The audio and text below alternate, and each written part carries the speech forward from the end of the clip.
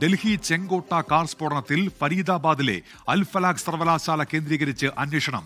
ചെങ്കോട്ടയ്ക്ക് സമീപം പൊട്ടിത്തെറിച്ച കാർ ഓടിച്ചിരുന്ന ഡോക്ടർ ഉമർ നബി ജോലി ചെയ്തിരുന്നത് അൽ ഫലാഖ് സർവകലാശാലയിലാണ്.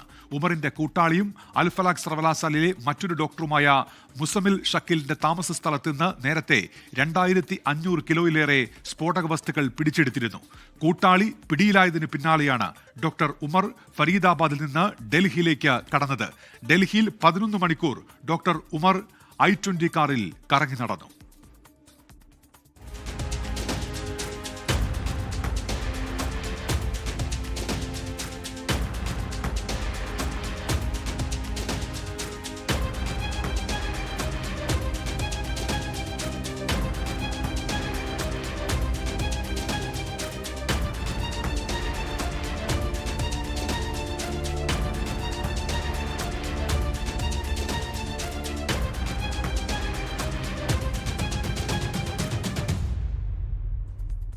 ചെങ്കോട്ടയ്ക്ക് സമീപം ട്രാഫിക് സിഗ്നലിൽ വെച്ച് കാർ പൊട്ടിത്തെറിക്കുന്ന ദൃശ്യങ്ങളും ഇന്ന് പുറത്തുവന്നു.